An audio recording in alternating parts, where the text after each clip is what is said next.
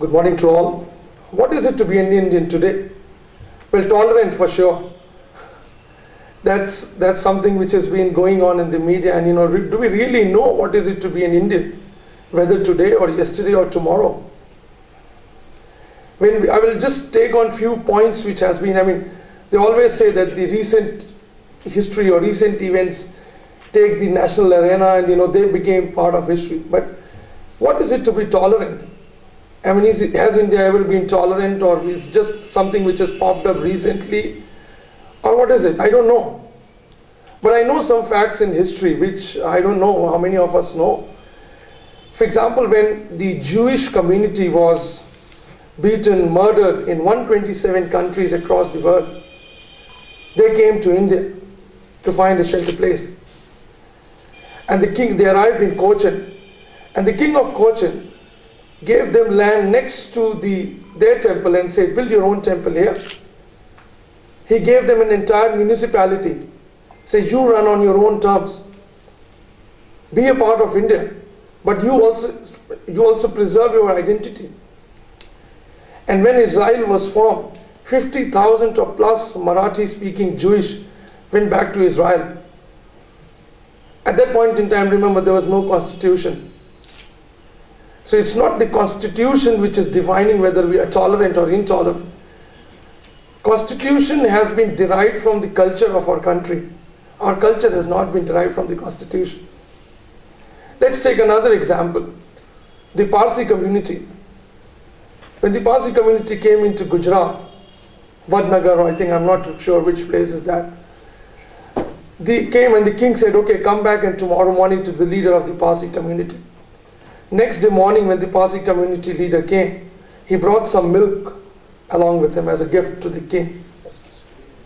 So the king took a little bit of sugar and put the sugar in the milk and said, be a part of India like this sugar is in the milk. Be a part, you have your own identity, but mix with the community.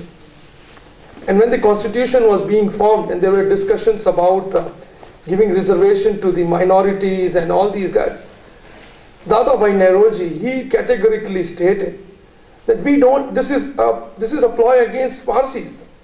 We don't want to be separated, we want to be a part of India. And Parsi community is the only minority in India which said we don't want any reservations. Today, if you look at the biggest juries, the biggest lawyers, Mr. Pali Nariman, biggest industrialists, Mr. Ratan Tata, they are all in the country. So whether it was intolerant or whether it was indifference, where they've been treated differently, I'm not sure. That's the answer we are seeking. The next point which I would like to take is about, we heard a lot about this, Nirbhaya case in Delhi and, a BBC documentary being Indians are barbaric, they don't know, the society is very barbaric. I'm not sure whether that's true or not, whether we know the facts. Let's take a few examples. If we say which is the best democracy in India, obviously everybody says it's United States. But when the United States democracy started, for 300 years, there was no voting rights for women. The voting rights for women started in 1924. Let's take the UK, which is again the parent of India, which was ruled by. After 800 years of democracy in 1925, women were given the voting rights. They were considered equal to a man. Mr. Gauthier is a Catholic Christian, and he might share more lights on it. But in the Christianity, let me be very honest, I'm not talking about any religion or something. But in Christianity, it is said that man was created with the face of a god, and woman came from him. When I travel quite a lot internationally, and I always take a Durga Saptashati with me, and one of my German friends and a Brazilian friend, they together said, "Oh, do you have female goddesses in India?" I said, "Yes." But that's what is surprising about that? He says, "No, if not in many religions there are female goddesses."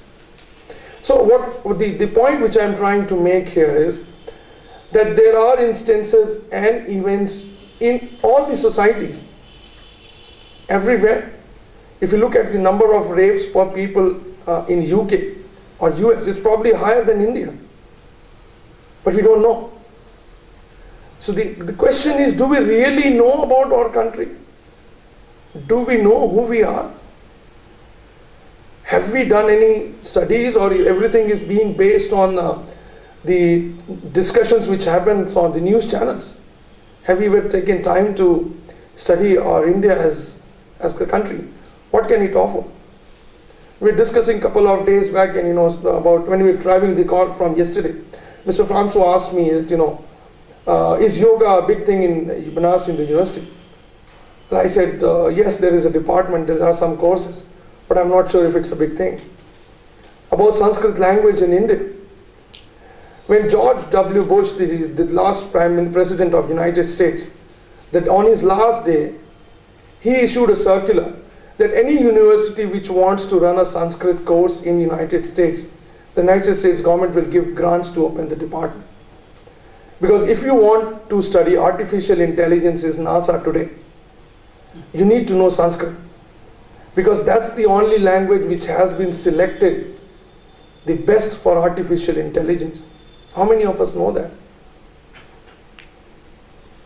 So the basic idea is, let's do an introspection, Atmavalokan. Let's study who we are, where we come from, what do we really know about it. The Ayurveda, the science of astrology and astronomy, is it all garbage, or is there something there? Well, it's better to study those texts and find something relevant instead of just saying, oh, this is all fiction.